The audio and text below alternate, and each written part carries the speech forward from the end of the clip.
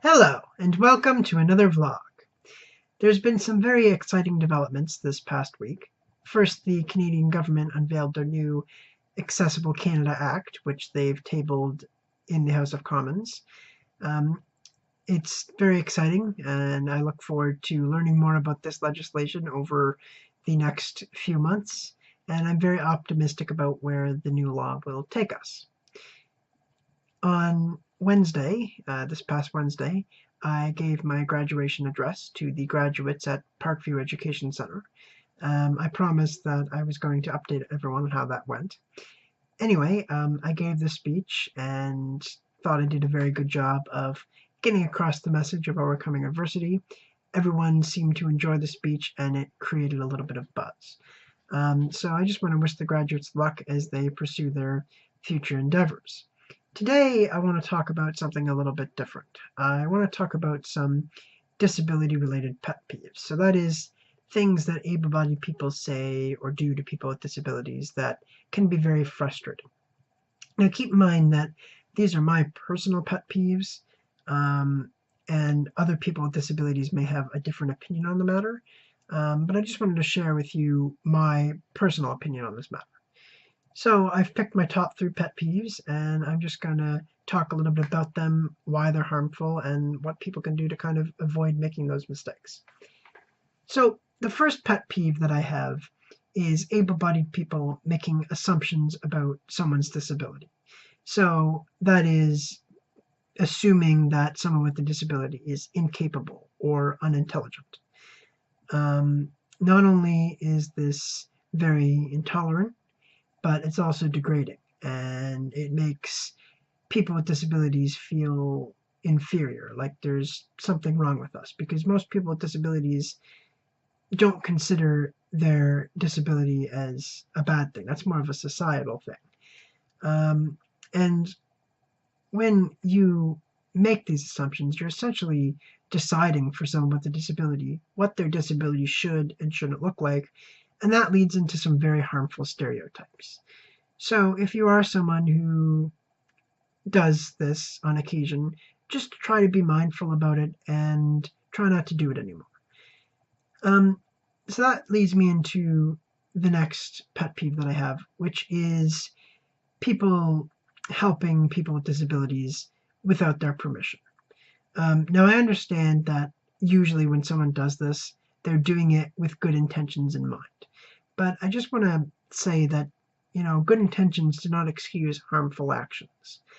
Even if your intentions are good, if your actions are harming someone, it's best that you no longer continue those actions. Helping someone without asking can not only be inconvenient for that person, but it can also be dangerous.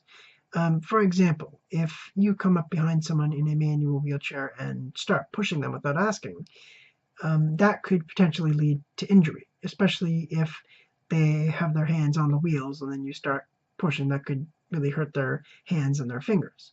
And it also can take away their independence. If it's someone who's able to push themselves and you come up and push them, then it takes away their independence and their ability to move themselves around.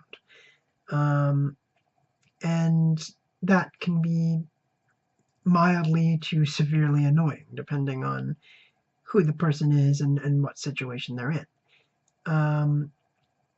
Right? And, there's always the possibility that person doesn't actually want to go anywheres. Now, me personally, I don't use a manual wheelchair. I use a power wheelchair, so I don't have that problem.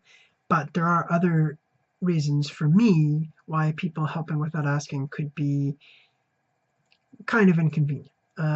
For me, in particular, I don't need the help of a person all the time because I have a dog who can help me with a lot of those things, like picking things up and opening doors and pressing wheelchair buttons and things like that.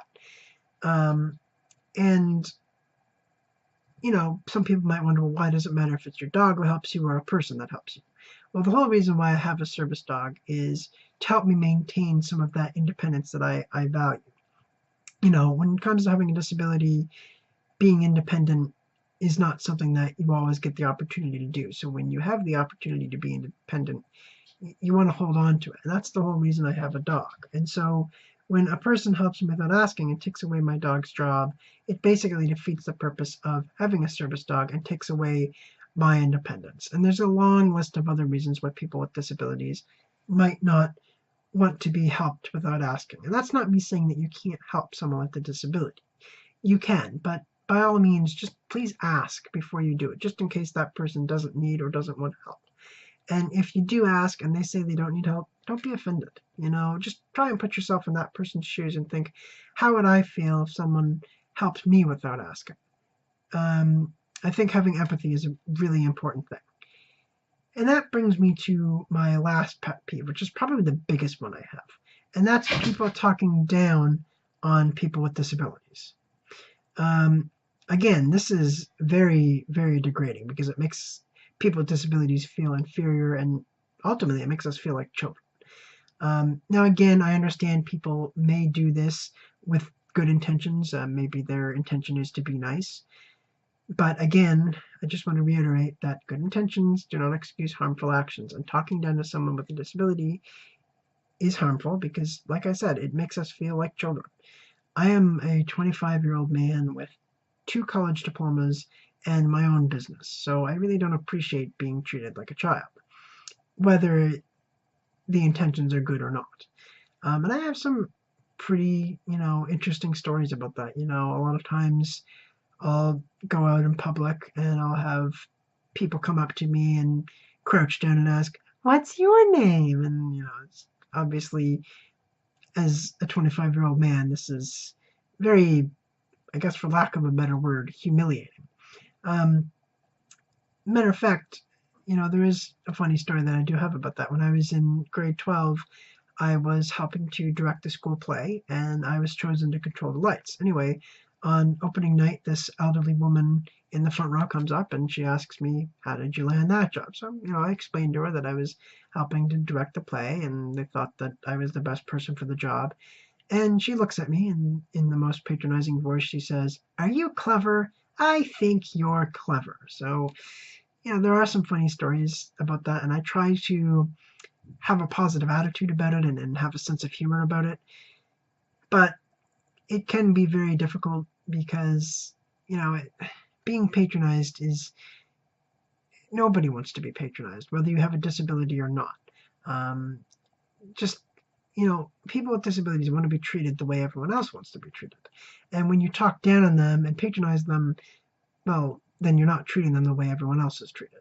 We don't consider ourselves to be that different from able-bodied people, so don't treat us like we are. And again, if you're a person who does this sometimes, just try and be mindful about it and try not to do it.